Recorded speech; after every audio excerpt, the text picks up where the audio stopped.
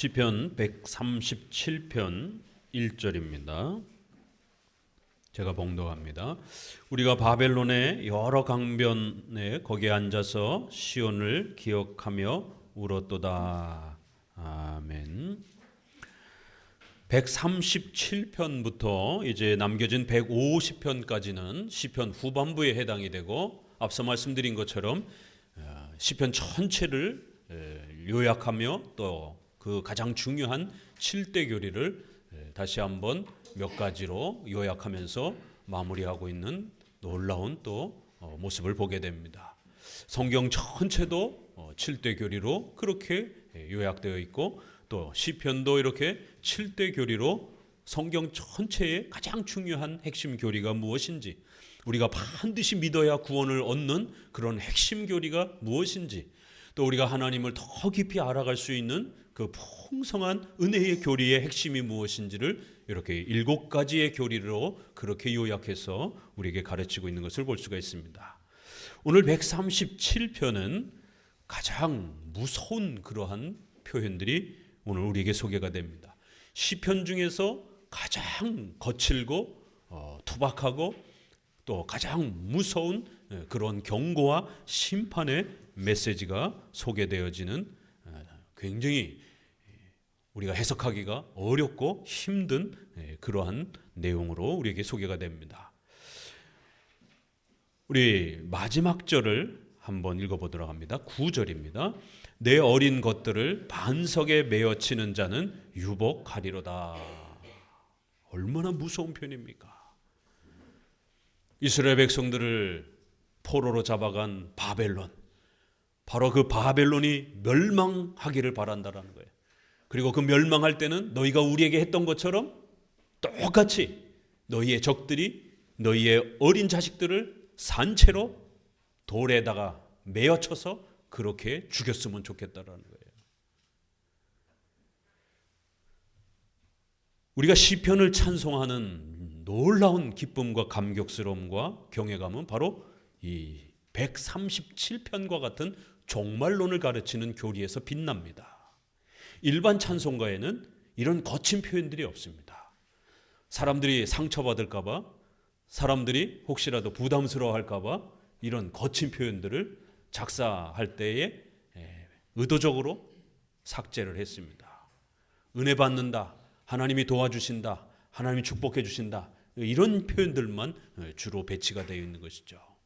왜냐하면 7대 교리를 중심으로 해서 찬송가가 편집된 것이 아니라 인간이 은혜 받고 간증을 하면서 그렇게 작사한 거기 때문에 어떤 특정한 교리의 신학 체계가 없이 그저 은혜 받은 대로 간증으로서 이렇게 쏟아내면서 그런 부분들이 대부분 이렇게 찬송가로 들어왔기 때문에 그런 겁니다.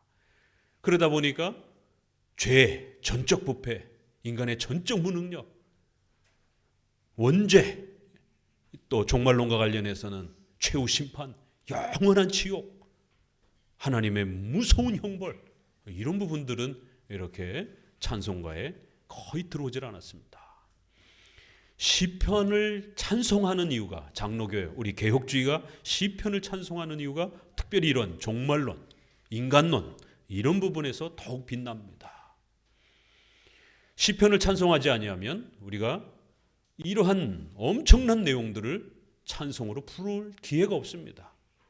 찬송가를 통해서는 거의 소개가 되지 않기 때문에 이러한 인간론의 죄의 그 심각함들, 또 종말론의 하나님의 심판의 그 무시무시한 하나님의 영원한 형벌에 대한 그러한 경외감들, 이런 부분들은 우리가 일반 찬송을 통해서는 거의 맛볼 수가 없는 것이, 시편을 찬송할 때만이 이런 인간론 또 종말론에 대한 위대한 하나님의 또 뜻을 잘 또 우리가 묵상하면서 이러한 어마어마한 심판을 행하시는, 두렵고 떨리는 심판주 되시는, 그러한 창조주 되시는, 전지전능하신 영원한 형벌을 내리시는 그런 하나님을 두렵고 떨림으로 경외함으로 찬송할 수가 있는 것입니다.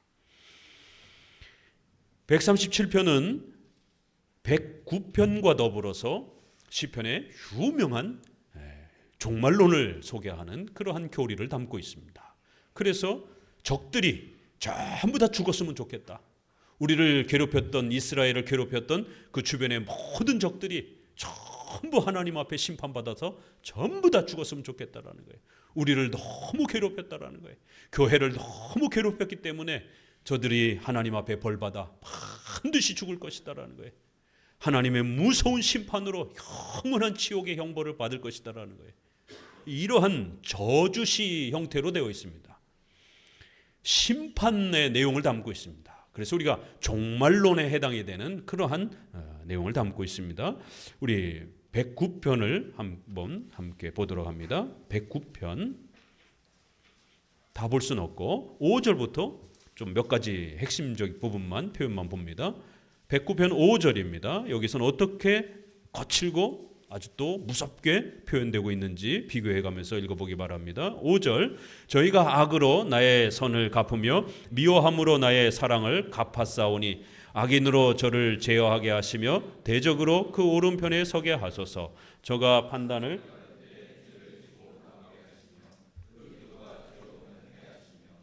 그 연수가 단촉해 하시며 그 직분을 타인이 취하게 하시며 그 자녀는 고아가 되고 그 아내는 과부가 되며 그 자녀가 유리 구걸하며 그 황폐한 집을 떠나 빌어먹게 하소서. 여자들은 전부 다 남편이 죽어서 과부가 되게 해주옵시고 또 그 집의 아이들은 전부 다 양식이 없어서 굶어 죽게 해달라는 거예요. 뭐 이 137편 못지 않습니다. 137편은 조금 더 무섭죠. 아이들을 산채로 바위에다가 메어 쳐서 그렇게 전부 다 죽였으면 좋겠다라는 거예요. 바벨론은 완전히 멸망하여 하나님 앞에 벌 받았으면 좋겠다라는 거예요. 이렇게 무서운 심판에 대한 종말에 대한 내용들을 담고 이제 오늘 우리에게 성경적인 그러한 종말론은 어떠한 것인지, 특별히 우리 시편을 통해서 종말론이 또 어떻게 소개가 되는지 이렇게 또 종말론에 대한 부분들을 함께 배워가 보도록 합니다.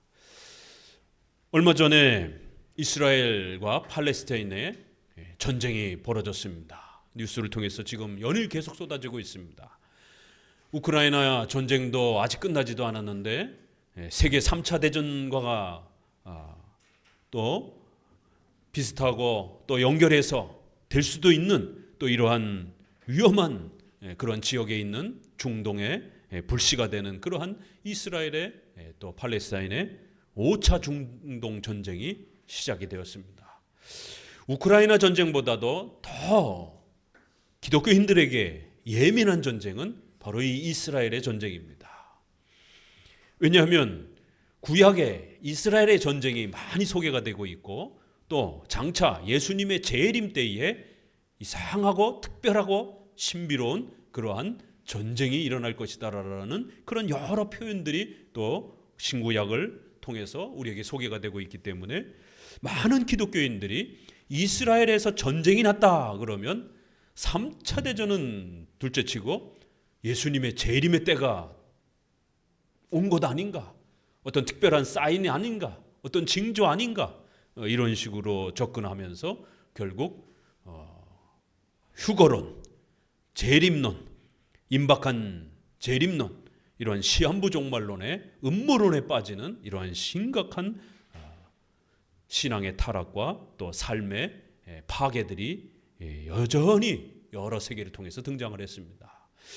지금 유튜브라든가 이런 SNS의 다양한 채널들을 통해서 이스라엘 전쟁은 지금 하마스가 이스라엘을 공격한 과거에 또 이러한 포탄 몇 개 날리는 이런 정도가 아니라 엄청난 지금 유례를 찾아볼 수 없는 형태로 그렇게 폭탄을 퍼부었고 또 인질들을 잡아갔고, 그런데 그 인질들 속에 세계 여러 국가에 미국의 사람들도 있고 세계 여러 국가의 인질들이 있다 보니까 서방의 여러 나라들이 이스라엘의 이 전쟁에 참여하려고 지금 자국민이 잡혀있기 때문에 더욱 초미의 관심사가 되고 있습니다. 이러다 보니까 많은 사람들이 중동이 이슬람 세력으로 연합이 되고 결국 서방이 기독교 세력으로 연합이 되게 되면 이거 마지막 아마겟돈 전쟁이다, 요한계시록에서 나오는 이런 식으로 음모론을 소개하면서 이제 곧 예수님의 재림이 닥칠 것에 대한 예비적 사인이다 라고 이렇게 많은 목회자들이 유튜브에 쏟아내고 있습니다. 크리스찬들은 이 이스라엘에 대한 그 역사와 이스라엘에 대한 이 문화에 대해서 늘 성경을 통해서 가깝게 읽다 보니까 이렇게 유튜브라든가 어떤 또 신학자라든가 또 이런 사람들이 이러한 전쟁을 종말의 직전의 어떤 전쟁으로 자꾸만 해석을 하고 또 그런 어떤 징조와 사인으로 아주 그럴듯하게 포장을 해서 소개를 하게 되면 세상 사람들은 별 관심이 없어요. 그러나 우리 크리스찬들은 늘 구약의 이스라엘과 또 이스라엘 전쟁 또 예수님의 재림 이러한 이야기들을 성경을 통해서 많이 듣다 보니까 자칫 누가 들어보래 이러면서 이렇게 추천해서 듣다가 쉽게 그런 음모론과 시한부 종말론에 빠지는 이런 안타까운 일들이 버젓이 벌어지고 있습니다. 그렇기 때문에 더더욱 우리는 성경적 종말론을 명확하고 바르게 잘 구축해 놓으셔야 됩니다. 끊임없이 거짓 목사와 거짓된 악한 영들이 교회를 파괴하기 위해서 이러한 잘못된 시한부 종말론들을 역사 이래 끊임없이 교회에 퍼뜨리고 있습니다. 전염병이 심해졌을 때 전 세계와 대한민국이 어떤 고통을 겪었습니까? 백신 음모론, 백신 맞으면 2년 안에 죽는다라고 하는, 백신을 맞을 수도 없고 안 맞을 수도 없고 난감한 성도들의 생명이 달린 이 엄청난 문제가 결국 수많은 목회자와 신학자들의 음모론 때문에 결국 성도들의 생명은 위기에 빠져 있는 것입니다. 무슨 산부인과 의사가 자기가 무슨 현미경으로 연구를 했다고 그러면서 백신 안에 동그란 무슨 그런 디스켓이 발견됐다고 그러면서 이거는 분명히 세계의 인구를 축소하려고 하는 그런 음모론자들이 결국 이거를 집어넣어서 DNA에다 집어넣어서 결국 이 백신을 맞게 되면 2년 안에 죽게 될 거라는, 의사들이, 기독교 의사들이 이러한 이야기들을 하니까 일반 성도들은 더 두려운 것이죠. 거기에 또 목회자와 신학자들은 성경 해석을 또 덧붙여서 그렇게 음모론적인 형태로 소개를 해서 수많은 사람들이 갈등하고 고민하고 불안에 떨었던 이런 어려움들을 겪게 됩니다. 저와 여러분 다 백신 맞고 그랬지만 2년이 지났나요? 아직도 좀 더 지켜봐야 되는가요? 다 멀쩡히 다 살아있습니다. 정말 그 청와대 앞에서 또 국회 앞에서 백신 안에 무슨 디스크가 있다라면서 그렇게 데모했던 그 의사들은 교회 앞에 무릎 꿇고 사죄하며 반성해야 됩니다. 전염병이 창궐하게 되면 반드시 이런 세대주의 신앙의 영향을 받은 시한부 종말론자들, 음모론자들이 영향을 끼칩니다. 공포 마케팅입니다. 회사도 공포 마케팅을 통해서 돈을 벌듯이 교회도 공포 마케팅을 통해서 성도들의 돈을 빼앗습니다. 왜 이 잘못된 음모론과 시한부 종말론의 세대주의적인 이러한 악한 종말론에 우리 성도들이 마음을 빼앗기면 안 된다라고 거듭거듭 당부드리냐면 결론은 결국 성도들의 돈을 빼앗는단 말이에요. 곧 예수님 재림할 테니까 이 땅에 돈 필요 없으니까 전부 다 돈으로 정리해서 하늘에 가서 상급 받도록 이 땅에서 다 교회에다 헌금하고 가라는 것이에요. 그래 놓고는 그 헌금을 전부 다 교주는 뒤로 그렇게 자기 주머니에 챙기는 것입니다. 그리고는 외국에다가 땅 사가지고 거기가 마치 무슨 천국인 것처럼, 최근에 그 유명했던 최근에 구속됐잖아요. 그 여자 목사. 그리고 그 아들이 피진가 거기서 천국 운영하다가 결국 정부로부터 쫓겨났습니다. 결국 기승전결 돈을 빼앗기 때문에, 또 여성들은 성을 빼앗기 때문에 이러한 아주 악독한 파렴치한 이런 공포 마케팅을 통한 설교와 이러한 시한부 종말론들의 절대로 빼앗겨서는 안 됩니다. 그런데도 의외로 기독교인들이 쉽게 마음을 빼앗깁니다. 왜냐하면 종말론에 대한 교리로서 잘 무장되어 있지 않기 때문에, 성경적인 올바른 이러한 종말론 교리로서 잘 무장되어 있지 않기 때문에 이런 일들이 벌어지는 것이. 과거 60년대 70년대 순복음교회를 통해 가지고 그 유명한 목사가 소련과 미국이 쿠바에다가 그렇게 미사일을 갖다 놓고 미국하고 소련이 거의 전쟁 직전까지 갔습니다. 3차 대전이 일어나는 줄 알았어요. 아니나 다를까 또 목회자들이 이제 곧 예수님 재림 온다라고 소련과 미국이 가장 극한 대립을 이루면서 핵무기를 경쟁을 할 때에 결국 붉은 용, 이러한 요한계시록의 내용들을 공산주의를 표방하고 있는 중국과 소련이, 중국은 붉은색을 좋아하지 않습니까?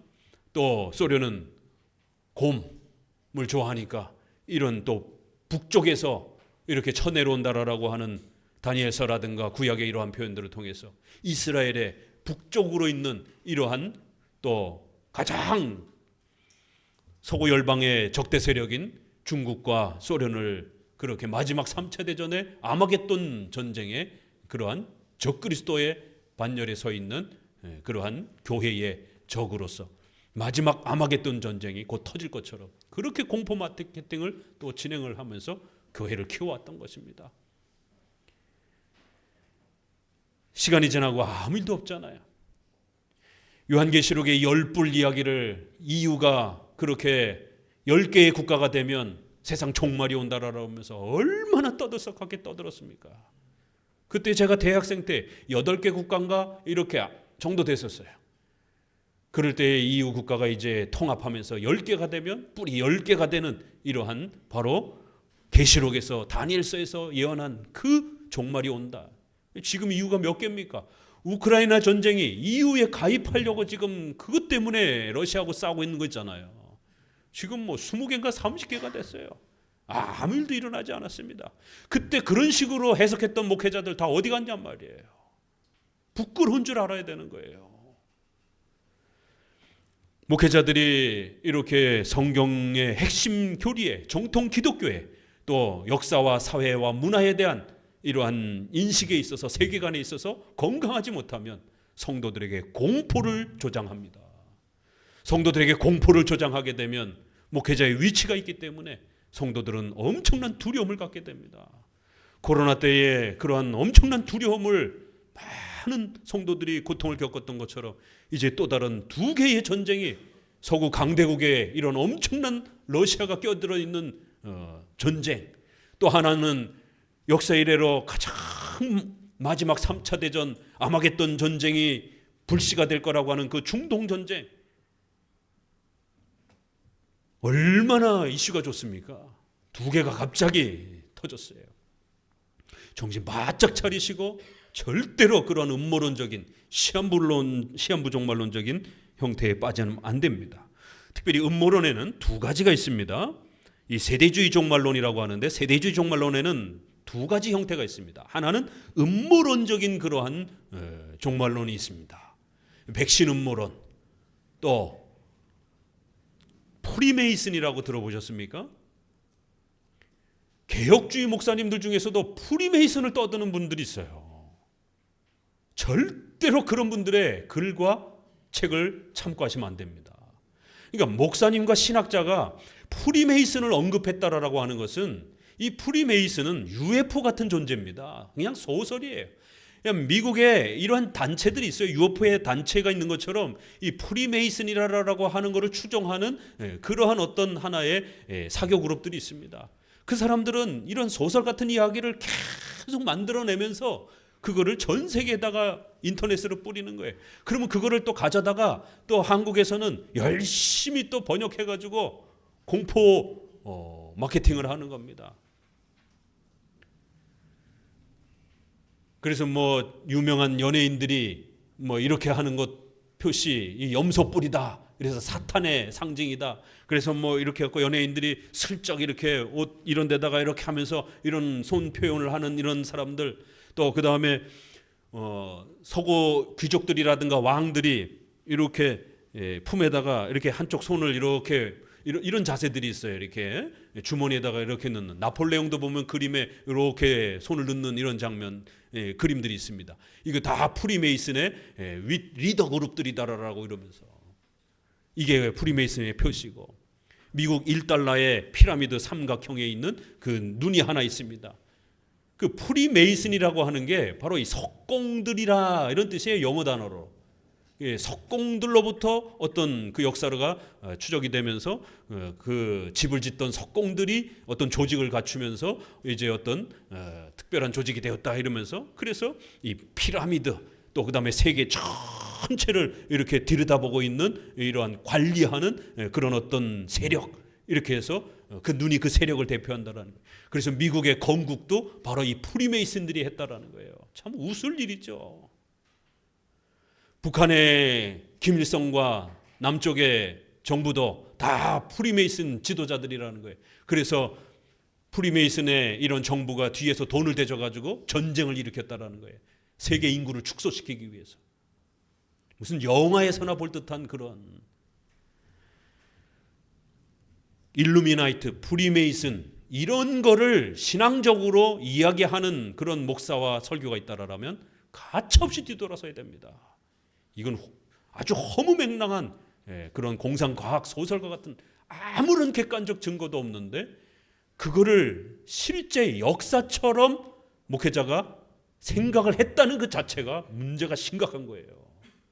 객관성이 없는 그러한 역사적 자료를 마치 사실인 것처럼 벌써 그렇게 보근다라는 건 그분의 역사인식이 삐뚤어져 있다는 거예요.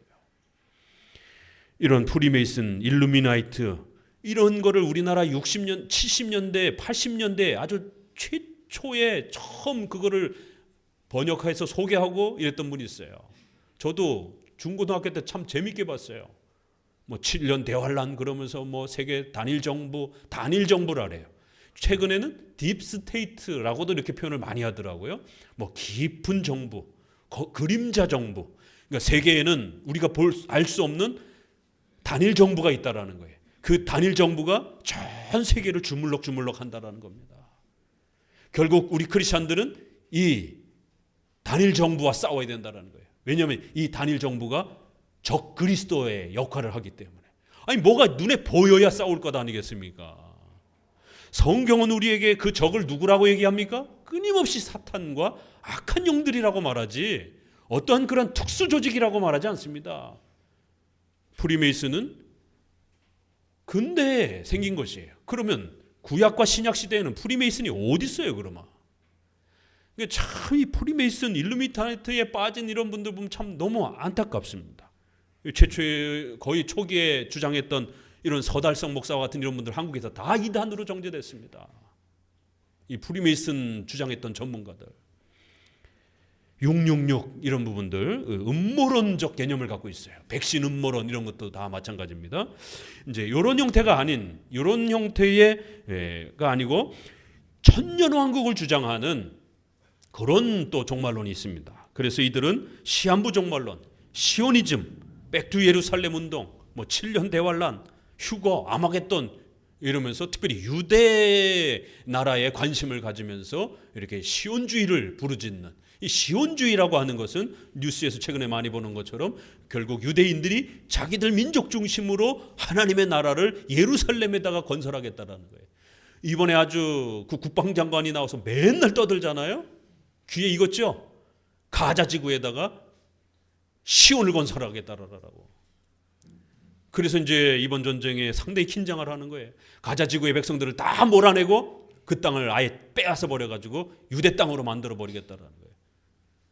그리고 예루살렘이 어떤 곳입니까? 우리가 구약에서부터 끊임없이 보잖아요. 가장 중요한 장소란 말이에요. 그런데 유대인들은 아직도 영토적으로, 물질적으로 그 예루살렘 성전을 그리스도가 거기에 재림하고 메시아가 거기에 올 거라고 그렇게 기대하고 있는 거예요. 우리는 기독교인들은 예수님이 이미 오셨기 때문에 구약의 모든 성전들이 중단되었고 모든 제사 예배가 중단된 겁니다. 더 이상 우리에게는 영토적인, 물질적인, 혈통적인 그러한 하나님의 백성의 개념이 아닌 것이에요. 그런데 이렇게 시온의 그 예루살렘, 지금은 텔아비브입니다. 왜냐하면 예루살렘은 천주교를 중심으로 한 기독교, 그 다음에 이슬람, 동그란 그 이슬람 사원, 그 다음에 유대인들, 그 다음에 슬라브 계열의 민족인가요? 뭐 또 한 민족, 이렇게 4개 지역이 나눠서 싸워가서 서로 옥신각신하면서 이렇게 나눠져 있습니다. 서예루살렘은 독립을 할 때 이스라엘 쪽으로 나눠준 겁니다. 그런데 동예루살렘은 팔레스타인 지역으로 남아 있습니다. 그러니까 예루살렘이 반쪽이 돼가지고 유대인들이 수천 년 동안 하나님의 성전이 있었던 그 예루살렘이 반쪽이 나가지고 반은 팔레스타인이고 서쪽만 유대 지역인 거예요. 그러니까 이 유대인들에게는 어떻게 해서든지 이 동예루살렘을 빼앗아가지고 완벽한 그 유대 지역의 예루살렘 수도를 만들고 싶은 욕심이 있는 거예요. 그래야 메시아가 온다고 생각을 하는 겁니다. 지난번 트럼프가 어떤 선언을 했습니까? 3차 대전이 일어나는 줄 알았어요. 바로 이 동예루살렘을 예루살렘 수도로, 이 서예루살렘을 이스라엘의 수도로 해주겠다라고. 그 얘기는 곧 동예루살렘까지 확보를 하려고 하는 그런 정치적 발언으로 중동 사람들한테 들렸기 때문에 난리가 났던 겁니다. 이번에 전쟁이 촉발하게 된 것은 바로 그 동예루살렘에 이스라엘의 지도자들이 방문했는데 거기서 싸움이 났고, 그 국방장관인가 뭐 그 총리인가 갔을 때 결국 데모가 일어났고 거기에 총을 쏘면서 시민들이 다쳤고, 거기에 대한 보복으로 폭탄이 시작이 된 겁니다. 그 촉발은. 동예루살렘은 아주 굉장히 민감한 지역인 거예요. 중동 사람들이 목숨을 걸고 지키려고 하고 이스라엘도 어떻게 해서든지 빼앗으려고 하는 1948년 5월 14일 8월 15일은 어느 날이에요? 우리가 독립하는 그러한 소중한 날이잖아요. 그런데 그보다 앞서 5월 14일에 48년에 이스라엘이 독립을 하면서 정부가 2000년 만에 수립이 된 거예요. 그래서 1950년대에 또 수많은 세대주의자들이 아마겟돈 전쟁과 예수님 재림 온다라고. 왜요?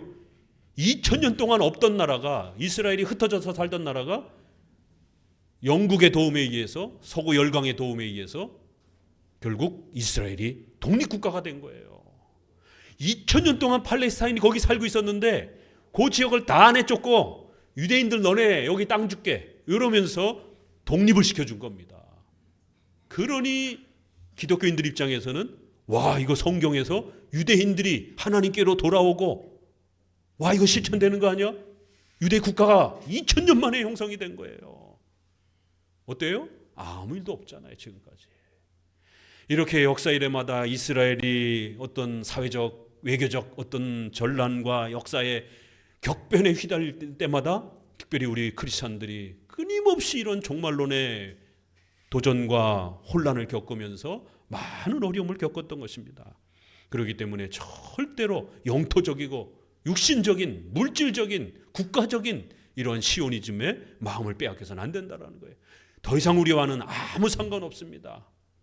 거기는 성지도 아니에요. 이제는 우리는 기독교 유적지로서 그저 역사적인 그러한 하나의 고고학적인 이러한 여행이나 방문 정도로 이렇게 우리가 여행하면 되는 것이지, 카톨릭 사람들처럼 성지순례, 그 땅 한번 밟아야 복을 받고 그 땅에 있는 모래를 갖고 와야 요단강의 물을 한번 마셔봐야 자손들이 복을 받고, 이거 다 미신인 것입니다. 절대로 이런 시오니즘 운동에 휘말려서는 안 되는 것입니다. 우리 웨스민스터 제가 읽어드립니다. 7장 6항에는 언약론 부분에 이런 표현이 있습니다. 언약 부분에 신약 복음 아래서 이 언약은 그 규례들 안에서 유대인과 이방인들을 포함하는 모든 민족들에게 더욱더 충분히 명확히 그리고 영적으로 효력 있게 제시되었으니 이것을 신약이라고 부른다. 여기에 우리 신조에 어떤 표현이 있어요? 유대인과 이방인을 포함하는 모든 민족들, 이렇게 돼 있어요. 예수님이 오신 이후에는 구약의 성전 제도가, 제사가 전부 다 중단됐습니다. 또 이스라엘 백성만이 아브라함의 자손이요 하나님의 백성으로서 취급되어지던 구약의 그러한 의식법이 중단되었습니다. 이제는 모든 이방인들도 얼마든지 복음으로 초대되었다라는 거예요. 그래서 유대인들을 집단적으로 그렇게 회심하는 이런 상상을 하시면 안 되는 것입니다. 유대인들은 타락 이후에 예수님을 죽일 때도 또 2000년 동안 지금까지도 유대인으로 태어난 모든 혈통적 자손들이 회심한 역사는 없습니다. 그렇죠? 모두가 예수님 믿지 않습니다. 일부 한두 사람도, 소수도 예수님 믿기가 너무너무 힘든, 전도하기가 힘든 지역이 유대 지역인데 어떻게 모든 이스라엘 백성들이 국가적으로 민족적으로 회심할 수 있겠습니까? 그런데 세대주의자들은 자꾸만 로마서 11장 26절에 그리하여 온 이스라엘이 구원을 얻으리라, 기록된 바 구원자가 시온에서 오사 야곱에서 경건치 않은 것을 돌이키시겠고, 이렇게 어려운 부분들이, 해석하기가 어려운 부분들이 있기 때문에 성도들이 자꾸만 혼란에 빠지는 거예요. 온 이스라엘이 구원을 얻으리라. 여기서 온 이스라엘은 과연 무엇일까요? 이거를 세대주의자들은 민족적으로, 영토적으로, 혈통적으로 유대인들 전체가 한 명도 빠짐없이 전부 다 민족적 회심을 기독교로 돌아오는 이런 역사가 일어날 거라는 거예요. 그러면 재림 온다라는 겁니다. 근데 그런 전 민족적 회심은 이스라엘과 서구 열강이 어떤 특별한 전쟁 다음에 온다라는 거예요. 그래서 세계의 어떤 큰 전쟁, 이스라엘의 어떤 민족적 회심, 7년 대환란, 그리고는 이제 천년왕국이 지상에 임재한다라는 거예요. 그러면 그 천년왕국이 어디냐? 예루살렘 땅이라는 거예요. 이게 시온주의예요. 그래서 우리 크리스천들은 형님을 잘 모셔야 되니까, 유대인들이 형님이고 유대인들 때문에 우리가 구원받는 혜택을 누렸으니까 우리는 둘째, 우리는 서자, 이런 식으로 접근하는 거예요. 그래서 돈과 모든 인력을 동원해서 이스라엘이 독립하도록, 이스라엘이 동예루살렘을 회복하도록, 그래서 예루살렘이 온전히 천년왕국의 중심이 되도록, 그래야 예수님이 재림이 온다라는 거예요. 그렇기 때문에 전 세계의 그런 돈들을 이스라엘의 전쟁 비용으로 그렇게 또 헌금하는 겁니다. 미국의 수많은 그런 기독교인들의 또 이런 자본을 가지고 있는 사람들이 유독 이스라엘의 이러한 협조에 진심인 이유가 경제적 문제도 있지만 이런 세대주의 신앙이 미국에도 엄청나게 퍼졌기 때문에 미국의 크리스찬들 중에 자본가들은 아주 목숨을 걸고 이스라엘의 이러한 독립과 전쟁을 유지하려고, 예루살렘을 회복하려고 그렇게 신앙적으로 접근을 합니다.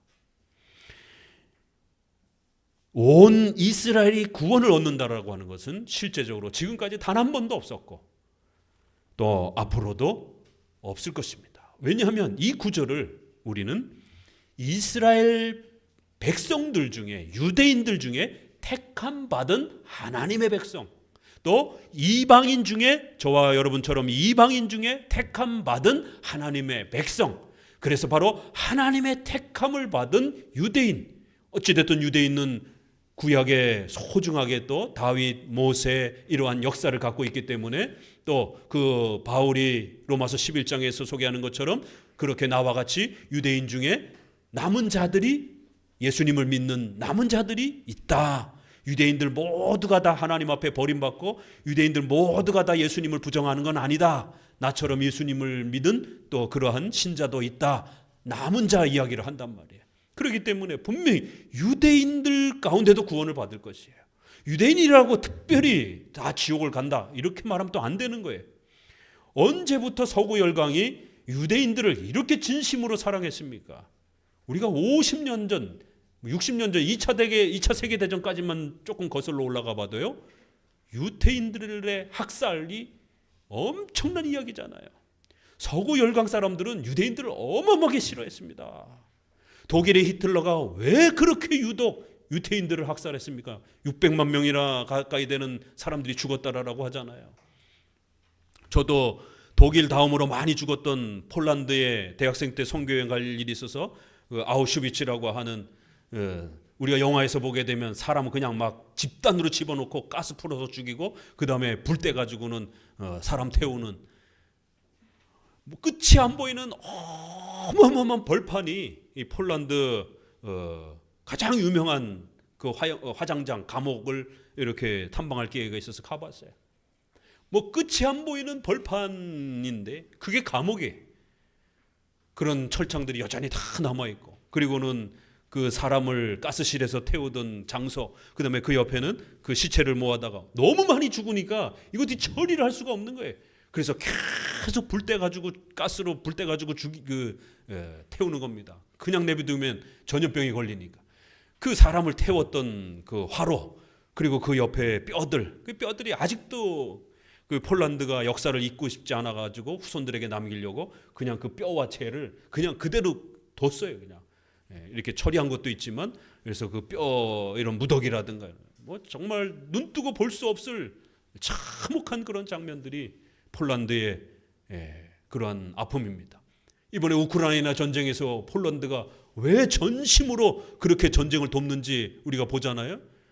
독일 전쟁의 그 아픔이 있기 때문에.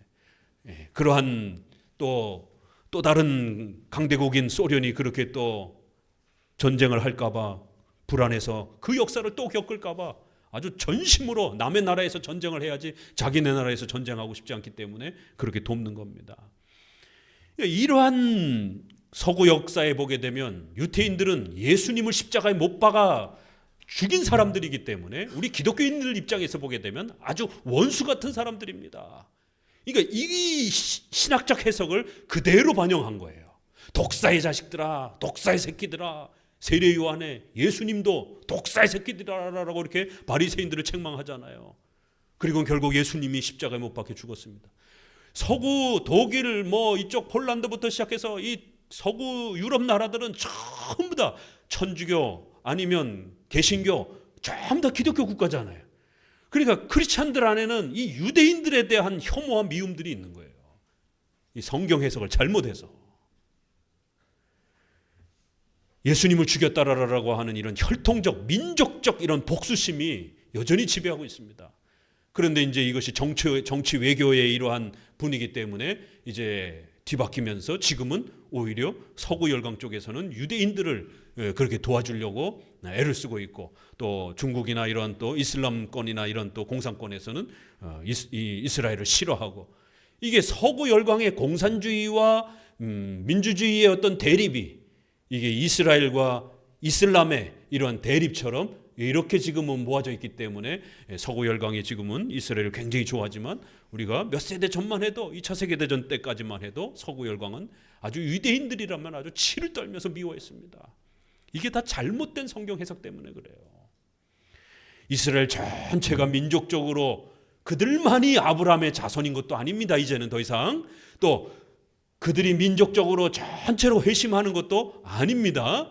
또 그들이 예수님을 비록 십자가에 못 박은 대상자들이었지만 그들이 예수님을 그렇게 미워하고 예수님을 죽음으로 몰아갔던 그런 역사의 분명한 그러한 장본인들이지만, 그러나 그럼에도 불구하고 그들도 여전히 전도의 대상이라는 거예요. 이슬람 사람들도 기독교를 아주 미워하지만 그들도 전도의 대상인 것처럼, 또 공산주의자들도 또 수많은 교회를 핍박하는 사람들도 이제는 모두 다 전도의 대상일 뿐인 것이에요.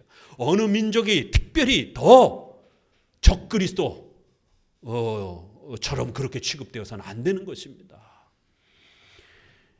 과거에 서구 열강이 노아의 자손들을 셈, 함, 야벳 이 부분에 있어서 함 자손들을 갖다가 가나안 족속으로 이렇게 해석을 해서 피부가 까맣고 아프리카의 이러한 민족들을 갖다가 결국 가나안 족속으로 함 자손으로 이렇게 해석을 해서 결국 그들을 하나님이 저주했다라고 하는 이 해석을 그대로 끌어다가 민족적으로 단합해도 되는 것처럼, 노예로 삼아도 되는 것처럼, 국가의 이러한 노예 정책을 교회에서는 목회자가 성경적으로 신학적으로 그거를 정당화시켜 버린 거예요. 그래서 서구 열강 사람들이 얼마나 많은 노예들을 잡아다가 마치 그것이 하나님의 축복인 것처럼, 그래서 이 함의 족속들, 가나안 족속들은 지금도 여전히 뭐예요? 이 아프리카 사람들이라는 거예요. 구약에서 얼마나 전쟁을 치릅니까? 가나안 전쟁을 전부 다 죽이라고 멸하잖아요. 구약 시대이기 때문에 그런 겁니다. 근데 그거를 예수님 오시고 난 다음에도 여전히 그거를 문자 그대로 해석해서 함의 족속이고 가나안 족속에 바로 아프리카 사람들이 해당된다라고 하는 혈통적으로 해석을 해서 그들을 죽이는 걸 정당화시켰고, 유대인들을 죽이는 것을 정당화시켰고, 오늘날도 또 이런 세대주의 해석 때문에 특정한 민족이 아주 우월해지거나 또 특정한 민족이 아주 심하게 핍박을 받거나 이런 일들이 벌어지고 있는 겁니다. 우리 크리스찬들에게서는 어떤 민족도 이제는 우월한 민족도 아니고 또 어떤 대상도 유독 더 미워해야 될 그러한 민족적 복수심의 대상이 되어서는 안 되는 것입니다. 모두 다 예수 그리스도를 믿지 아니하면 동일한 전도의 대상인 것이.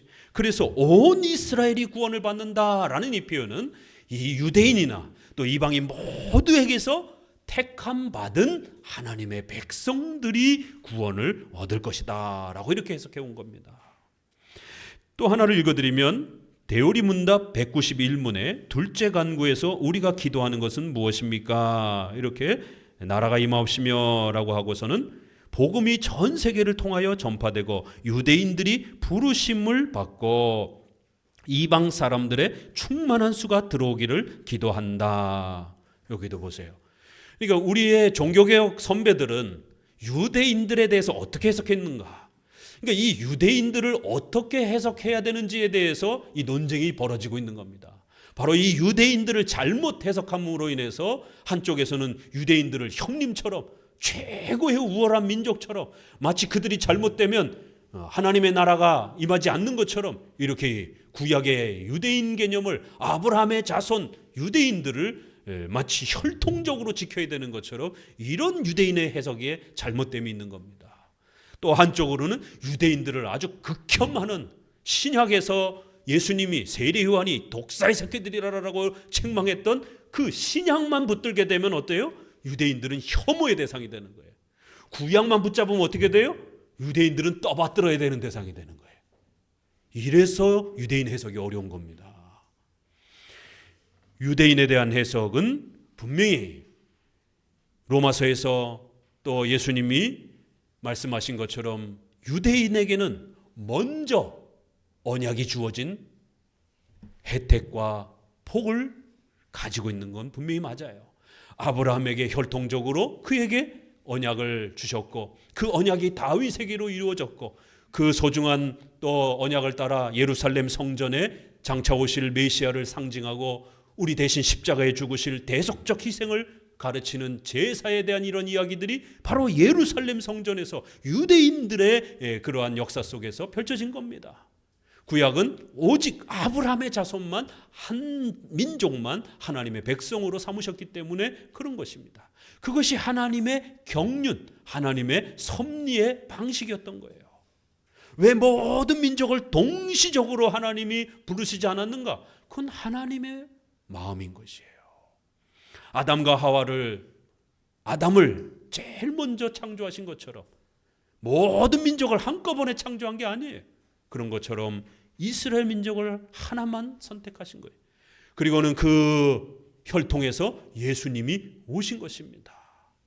그래서 그 민족은 반드시 은혜 언약을 먼저 받은 혜택, 또 이스라엘 여성들은 반드시 12지파의 여성들은 목숨을 걸고 이스라엘의 유대인의 가문에서 메시아가 온다라고 하는 창세기 3장 15절 여자의 후손에서 사탄을 깨트릴 바로 메시아가 올 거라고 하는 그 약속이 있었기 때문에 이스라엘 여성들은 목숨을 걸고 아들을 낳아야 되는 겁니다.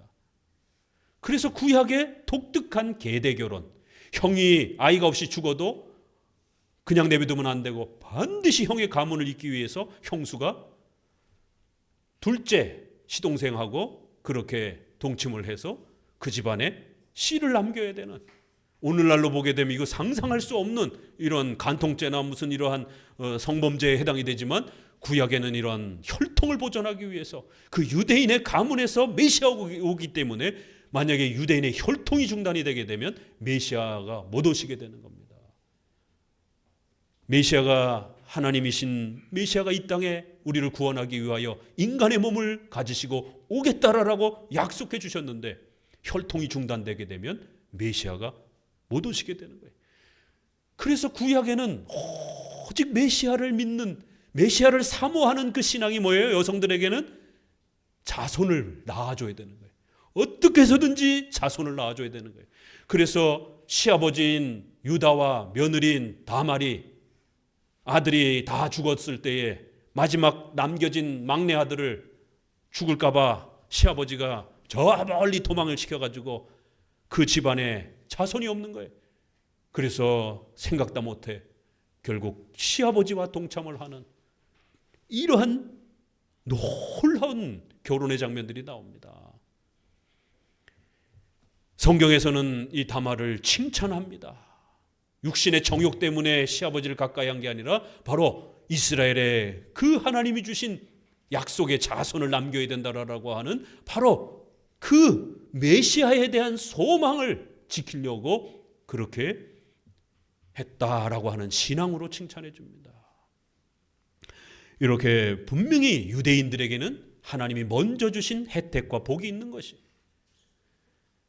그렇기 때문에 그들을 아브라함의 자손에게 반드시 복을 주시겠다라고 약속하셨던 그 하나님의 약속이 유대인들을 통해서도 성취되어야 되는 겁니다. 왜요? 유대인들을 통해서 시작이 되었기 때문에. 그러나 하나님이 약속한 건 모든 유대인들이 다 하나님의 복을 받을 거라고 그렇게 약속한 건 아닙니다. 첫 증거가 어디서 나타납니까?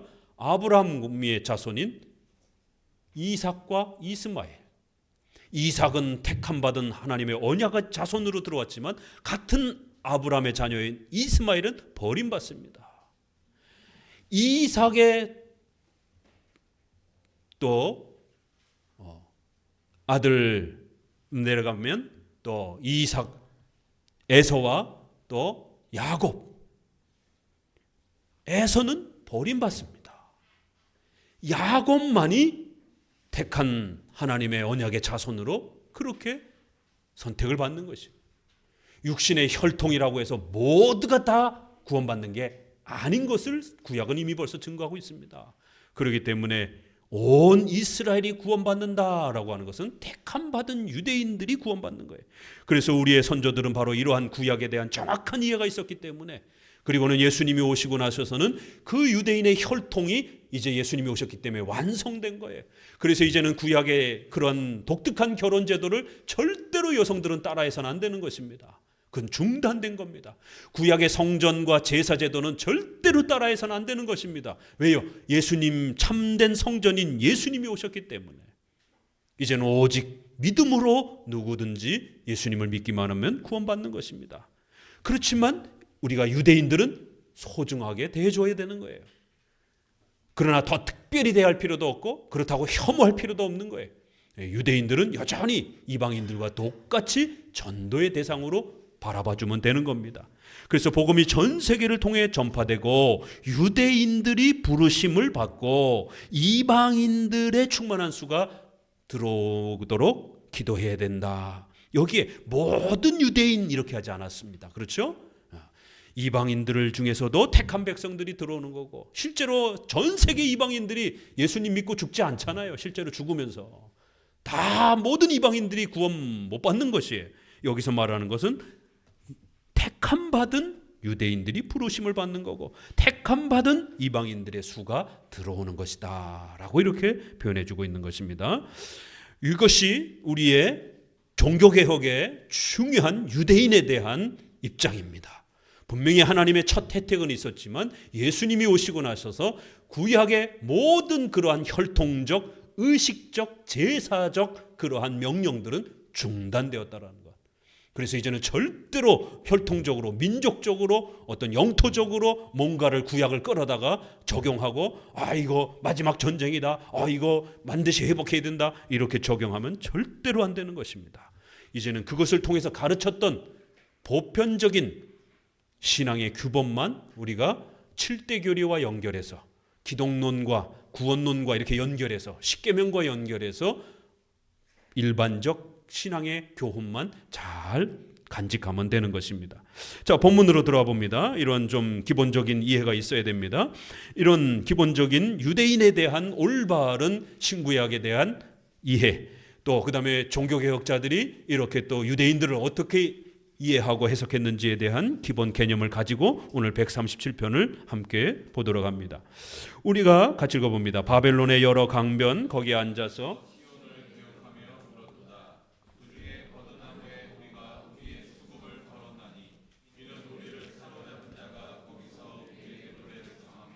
우리를 황폐케 한 자가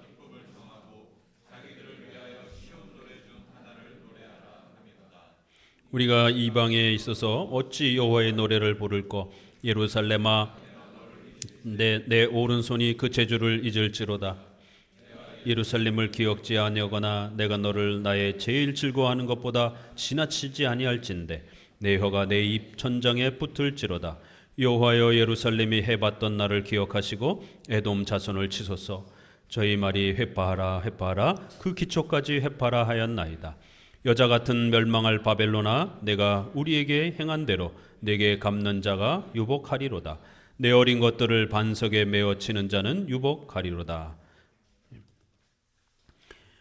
바벨론 강변에 앉아서 시온을 기억하면서 울었다라고 시작합니다. 이스라엘 백성들이 바벨론으로 잡혀갈 때에 3번에 걸쳐서 포로로 잡혀갑니다. 이러한 어려운 해석은 반드시 문법적으로 잘 읽어야 되고, 특별히 역사적 배경을, 이 구약의 역사적 배경을 잘 살펴보면서 읽어야지 이 단어 하나만 그냥 끄집어 와가지고 적용하면 안 됩니다. 바벨론 강변에 앉아서 울었던 그 역사적 배경을 우리가 열왕기하, 역대하로 가서 봐야 되는 겁니다.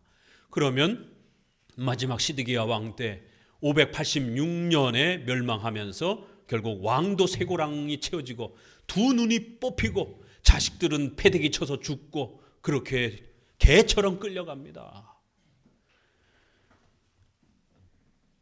586년에 3차 포로로 잡혀가지만 또 597년에도 2차로 또 잡혀가고 605년쯤에도 또 1차로 또 잡혀갑니다.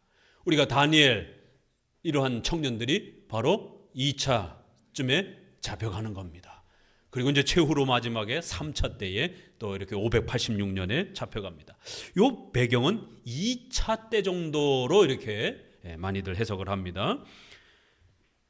먼저 포로로 잡혀간 사람들이 바벨론 가까이 다가와서 이제 그 강변에 서서 바벨론으로 끌려가고 있는데, 이 바벨론 사람들이 얼마나 악독한지 하나님을 조롱하는 것이, 야 너네 하나님을 믿는 백성이라며, 그래 어디 한번 그러면 찬송 좀 해봐, 그러면 하나님이 도와주시나, 이제 이런 분위기인 거예요. 너네 여호와를 믿는 민족 아니냐? 어디 하나님께 도와달라고 한번 예배 좀 드려봐, 찬송해봐, 어디 그러면 하나님이라는 신이 도와주겠는가?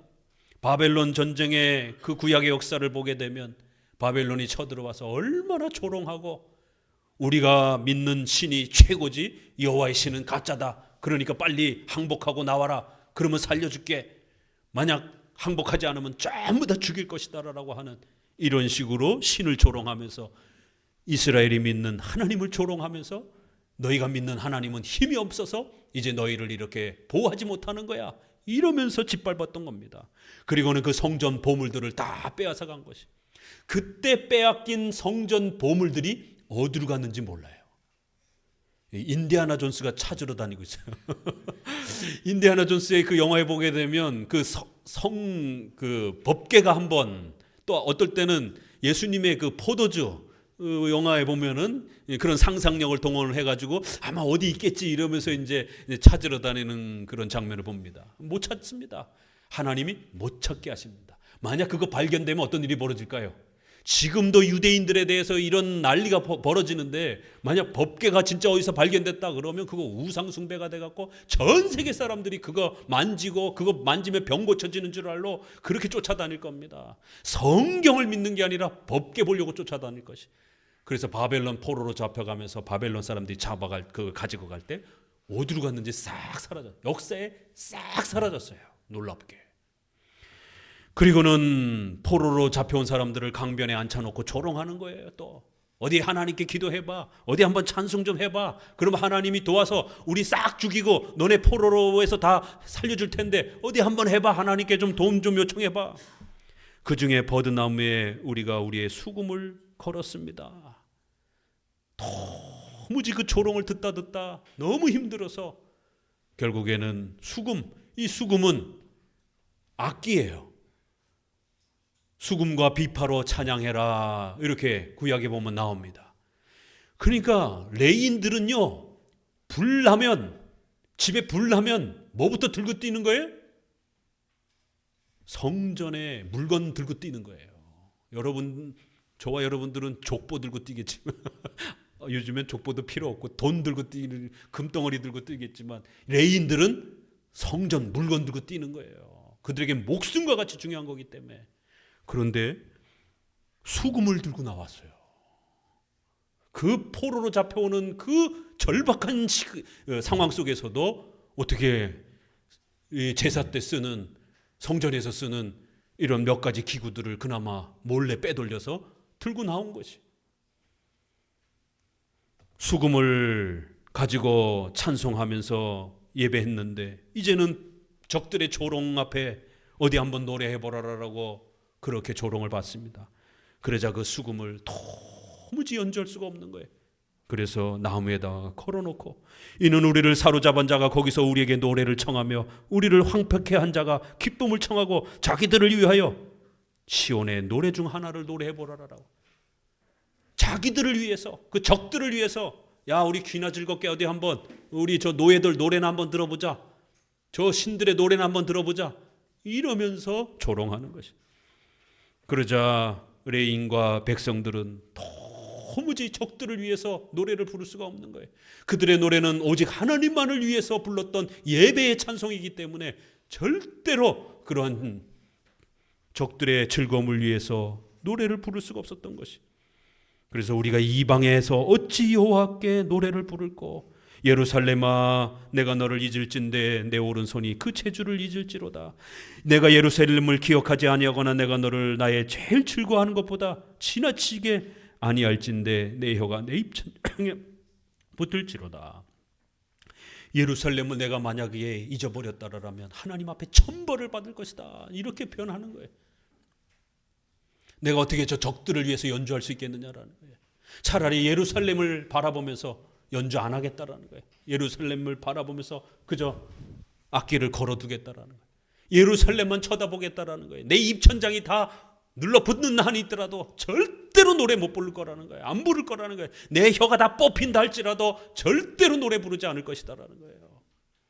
얼마나 속이 상했으면 하나님을 조롱하고 교회를 핍박하는 이런 수많은 악한 세력들이 이때나 지금이나 여전히 존재하는 거예요.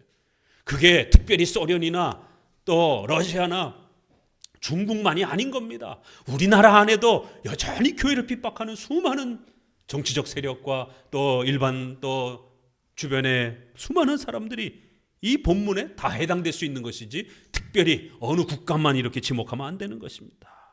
여기에 이 시대 때는 바벨론이었지만 지금은 또 다른 대상이 될 수도 있는 것입니다.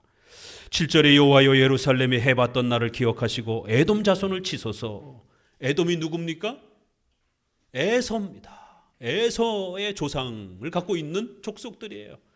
아브라함의 혈통, 야곱에게는 아주 가까운 친척 아니겠습니까? 비록 멀리 떨어져 살아서도 친척인 것이에요. 그런데 바벨론이 쳐들어올 때 이 에돔 족속이 길잡이가 돼가지고는 그렇게 협력을 해가지고 예루살렘을 공격한 겁니다. 이렇게 가까운 지인이 오히려 교회를 핍박하고 성도들을 핍박하는 그러한 대상이 될 수도 있다라는 거예요. 그리고 여자 같은 멸망할 바벨론아, 내가 우리를 행한 대로 내게 복수하는 자가 복을 받을 것이다. 그리고 또 바벨론에게도 하나님 벌을 내려주세요. 여기서는 짧게 에돔과 바벨론 두 나라만 소개한 겁니다. 지금 바벨론이 어디 있습니까? 지금 바벨론이 무슨 이슬람 국가입니까? 이렇게 적용하면 안 됩니다. 지금 바벨론이 뭐 러시아입니까? 이렇게 적용하면 안 된다라는 것이에요. 바벨론은 교회를 괴롭힌 모든 세력들에게 다 해당이 되는 겁니다. 우리 본문은 너무 간단하기 때문에 우리 요한계시록 부분만 보도록 합니다. 비교해서 요한계시록 어디를 보시느냐면 16장 바벨론에 대해서 경고하는 17장 18장 연결해서 보게 됐습니다. 16장 먼저 보면은요, 16장 13절을 먼저 봅니다. 계시록 16장 13절. 이 구약의 바벨론에 대한 이 심판에 대한 역사를 예수님께서는 또 사도들은 이렇게 적용한 겁니다. 16장 13절 같이 읽어봅니다. 또 내가 봄에 개구리 같은 새 더러운 짐승의 입과 거짓 선지자의 입에서 나오니 저희는 귀신의 영이라 이적을 행하여 온 천하 임금들에게 가서 하나님 곧 전능하신 이의 큰 날에 전쟁을 위하여 그들을 모으더라. 보라, 내가 도적같이 오리니 누구든지 깨어 자기 옷을 지켜 벌거벗고 다니지 아니하며 자기의 부끄러움을 보이지 아니하는 자가 복이 있도다. 새 영이 히브리 음으로 아마겟돈이라 하는 곳으로 왕들을 모으더라. 19절 읽어봅니다. 큰 성이 세 갈래로 갈라지고 만국의 성들도 무너지고 큰 성 바벨론이 하나님 앞에 기억하신 바 되어 그의 맹렬한 진노의 포도주 잔을 받음에 각 섬도 없어지고 산악도 간데 없더라. 여기 보니까 큰 성 바벨론이 무너질 것이라고 이야기합니다. 아니, 지금 사도 요한이 살고 있는 이 시대는 대략 기원 전이 아니라 기원 후 90년에서 100년입니다. 로마의 도미티안 황제가 다스리고 있는 로마 시대입니다. 바벨론은 언제예요? 바벨론, 그다음에 메데파사이에서 멸망했습니다. 또 메데파사는 알렉산더의 그리스 알렉산더 대왕에 의해서 멸망했습니다. 그리스는 어디에서 멸망했어요? 로마에 의해서 멸망했어요. 아니, 벌써 거쳐도 지금 몇 번에 걸쳐서 저 옛날 나라입니다. 그런데 여전히 바벨론이 있는 것처럼 이야기를 하는 거예요. 만약 여기서 사도 요한이 직접적으로 이 도미티안 황제하고 이 로마의 이 악독한 이 정치 세력들을 하나님 앞에 천벌을 받아라 라고 했다라면 어떤 일이 벌어졌겠어요? 뭐야? 사도 요한이 로마 정부를 비난해? 당장 잡아들여. 목 당장 날라갔을 거예요. 사도 요한 쫓아다니는 그 성도들 누구야? 저기 한만교회 성도들이구만. 다 잡아들여. 다 죽였을 것이에요. 그렇죠? 이방 나라가 지배하고 있는 식민지로 다스림을 받는 로마의 식민지로서 그렇게 통치를 받고 있었던 그런 시대란 말이에요. 그렇기 때문에 사도 요한은 직접적으로 로마를 향해서 저 그리스도, 저 하나님 앞에 멸망할 저 악독한 군주, 이렇게 말하기가 쉽지 않은 것이에요. 왜요? 교회를 생각해서, 성도들을 생각해서. 만약 목회자가 그렇게 너무 정치적으로 직접적으로 그렇게 대응한다라면 그 성도들을 따르는 목회자를 따르는 모든 성도들이 전부 다 생명의 위협을 받을 수 있는 그런 어려움을 겪을 수 있는 겁니다. 말씀도 깨우쳐야 되지만 교회 지도자는 성도들의 목숨도 또 소중하게 보호해야 되는 겁니다. 그래서 요한계시록에는 살짝 돌려서 저 바벨론 같은 악독한 이렇게 말을 하는 거예요. 구약의 그 유명한 교회를 핍박했던 대표적인 바벨론을 끌어다가 저 바벨론 같은 저 악독한 원수와 같은 세력들, 너 로마 욕한 거야? 로마 욕한 건 아니고요. 바벨론이 멸망할 겁니다. 하나님 앞에. 우리 크리스찬들끼리는 다 아는 거예요. 그 바벨론이 어떤 나라인지. 근데 이방 사람들은 바벨론 옛날에 다 멸망했는데, 아이 저것들은 뭐 역사책에서 꿈속에서 사는 사람들이야? 뭐 바벨론이 어디 있다라고 저렇게 떠드는 거야? 내버려 두는 것이에요. 그래서 요한계시록에서 저 아주 머리에 뿔 달린 저 아주 악독한 저 도미티안 황제 이렇게 말하지 않는 겁니다. 붉은 용이 나타날 겁니다. 머리에 뿔이 10개씩이나 달린 이런 아주 무시무시한 용이 하나님 앞에 벌을 받을 것입니다. 악독한 바벨론이 등장을 하는데 아주 더럽고 추악한 여자가, 음녀가 이 악독한 짐승을 탈 겁니다. 이 짐승은 바벨론입니다. 뭔 말이에요 저게? 이게 로마 통치자들이 그냥 내버려 두는 겁니다. 이렇게 지혜롭게 성도들을 보호하면서도 또 성도들은 구약과 연결해서 이 바벨론이라는 게 아주 악독한 큰 더러운 여자라는 게 무엇인지 이미 벌써 구약을 통해서 수도 없이 사탄과 악한 영, 적그리스도, 또 그리고 교회를 핍박하는 많은 또 세력들이라는 걸 늘 이야기해 왔기 때문에 성도들은 다 알아듣는 겁니다. 그래서 로마의 이 시대 배경을 가지고 있는 요한계시록은 이런 역사적 배경을 충분히 고려하고 해석을 해야지, 그거를 막 상상의 나래를 펼치면서 붉은 용이니까 용조하고 붉은색, 이 중국이구나. 우리 여기 중국 자매도 있는데 이 중국을 갖다가 아주 적그리스도라고 얼마나 한국교회 목회자들이, 세대주의에 빠져있는 목사들이 중국을 혐오하는, 유대인들을 혐오하는, 민족적으로 이런 식으로 접근하는 거예요. 아닙니다. 중국인들도 우리가 사랑해야 되고 복음을 전해야 되는, 또 그들 중에 예수님을 믿으면 우리와 동일한 형제 자매로서 존중을 해야 되는 그러한 올바른 해석을 해야 되는 겁니다. 여기 큰 전쟁이 있다라고 말합니다. 이런 악한 세력들이 힘을 모아가지고 그렇게 아마겟돈에서 전쟁을 한다 이렇게 말합니다. 이 아마겟돈이 어디입니까? 함부로 해석하면 안 되는 거예요. 이거는 무깃도의 산, 무깃도의 골짜기에 이래서 구약의 요시야 왕이 죽었던 것입니다. 그러니까 성도들은 다 알아듣는 거예요. 이 구약 얘기이기 때문에. 그리고 전쟁이 나면 시체들을 잔뜩 모아다가 묻을 수도 없으니까 그 골짜기에다 갖다 버리는 거예요. 전염병이 들까 봐. 그래서 이 무깃도의 골짜기라고 하면 거기 아주 그 시체 썩은 냄새, 이런 그 또 쓰레기 더미, 그래서 선지자들이 지옥을 비유할 때 이 무깃도에서 이 하나님의 무서운 이 심판이 임할 거다라고, 저 시체 썩는 것과 같은 그런 엄청난 참혹한 고통을 너희들이 겪을 것이다라고, 제일 더럽고 추악하고 무섭고 지저분한 곳이 거기였기 때문에 거기를 많이 비유해서 그렇게 지옥으로 비유적으로 소개를 합니다. 그래서 아마겟돈이라는 말도 이게 헬라어 표현이고, 이것이 히브리어 표현으로는 무깃도의 산, 이런 형태로 넘어가는 것입니다. 그렇기 때문에 오늘 무슨 중동의 그 지역이 아닌 것입니다. 이거는 교회를 핍박하는 모든 세력들을 말하는 거예요. 이거 6번째 대접이에요. 인나팔 대접 나오잖아요. 그래서 바벨론 다 멸망했어요. 그런데 17장을 봅시다. 17장에 바벨론이 또 등장을 합니다. 멸망한 바벨론을 17장에서는 또 이렇게 말합니다. 같이 읽습니다. 또 7 대접을 가진 7 천사 중 하나가 와서 내게 말하여 가로되 이리 오라. 많은 물 위에 앉은 큰 음녀의 받을 심판을 내게 보이리라. 땅의 임금들도 그로 더불어 음행하였고 땅에 거하는 자들도 그 음행의 포도주에 취하였다 하고 곧 성령으로 나를 데리고 광야로 가니라. 내가 보니 여자가 붉은빛 짐승을 탔는데 그 짐승의 몸에 참남된 이름들이 가득하고 7 머리와 10 뿔이 있으며. 이렇게 처음에는 물 위에 앉은 아주 더럽고 추한 창녀와 같은 그러한 여자가 있다 이렇게 표현합니다.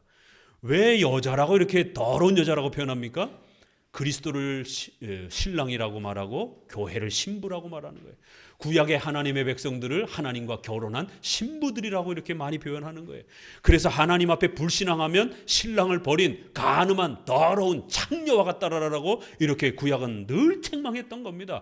그래서 이 기독교인들은 더러운 창녀, 남편을 배신한 더러운 간음한 여자, 이건 하나님을 배신한 불신앙한 이스라엘 백성들이라는 거 바로 알아듣습니다. 로마인들만 못 알아듣는 거예요. 이렇게 해서 물 위에 앉은 큰 음녀, 또 두 번째는 악한 짐승 위에 또 이 여자가 앉았다, 이렇게 또 표현하는 것이. 그래서 여러 방식으로 이렇게 또 더러운 여자처럼 표현하기도, 또 더러운 악한 짐승으로 또 이렇게 표현하기도 합니다. 5절 같이 읽어봅니다. 그 이마에 이름이 기록되었으니 비밀이라, 큰 바벨론이라, 땅의 음녀들과 가증한 것들의 어미라 하였더라. 그래서 통틀어서 이 짐승, 또 때로는 음녀, 전부 큰 바벨론이라, 이렇게 결국 교회를 핍박하는 모든 세력들을 이렇게 비유적으로 표현하는 겁니다. 17장 9절을 봅니다. 지혜 있는 뜻이 여기 있으니 그 7머리는 여자가 앉은 7산이요 또 7왕이라. 5은 망하였고 하나는 있고 다른 이는 아직 이르지 아니하였으나. 이렇게 보세요. 보니까 다니엘서도 그렇고 계시록도 이렇게 10붓, 또 7산, 7머리, 이런 것들이 자꾸 나오니까 어려운 겁니다. 그렇지만 7머리는 여자가 앉은 7산. 이번엔 여자가 어디 가서 앉았어요? 7산 위에 턱하니 앉아 있더라는 거예요. 로마의 핵심 도시가 7개 도시입니다. 그래서 로마를 역사적으로 뭐라고 말하냐면 7개의 대도시 위에 건설된 대제국이다, 이런 별명이 있어요. 이거 바로 로마라는 거 다 알아듣는 겁니다. 로마를 이렇게 우회적으로 과거의 바벨론처럼 이렇게 교회를 핍박했던 세력들이 지금은 이렇게 로마라라고 하는 세력이 교회를 핍박하고 있다는 거예요. 그럼 오늘 우리에게는 여전히 또 우리 주변의 교회를 핍박하는 모든 세력들에 다 해당이 되는 겁니다. 17장 14절 읽어봅니다. 저희가 어린 양으로 더불어 싸우려니와 어린 양은 만주의 주시오 만왕의 왕이심으로 저희를 이기실 터이요 또 그와 함께 있는 자들 곧 부르심을 입고 빼내심을 얻고 진실한 자들은 이기리로다. 또 천사가 내게 말하되 내가 본 바 음녀에 앉은 물은 백성과 무리와 열국과 방언들이라. 성경 자체가 해석해 주죠. 그렇죠? 여자가 앉았던 그 물, 또 산, 7산은 바로 왕이다, 7 왕들이다, 이렇게 표현하는 것이에요. 또 열국이요, 무리요, 백성이요, 방백들이다, 이렇게 표현하는 거예요. 교회를 핍박하는 그러한 모든 악한 세력들이다라고 이렇게 표현해주고 있는 것입니다. 오늘 우리가 구약에 굉장히 어려운 또 거친 표현으로 쏟아지는 저주를 쏟아붓는 이런 137편을 통해서 성경적인 올바른 종말론이 어떠해야 되는지를 다시 한번 또 이렇게 또 신약과 연결해서 살펴보았습니다.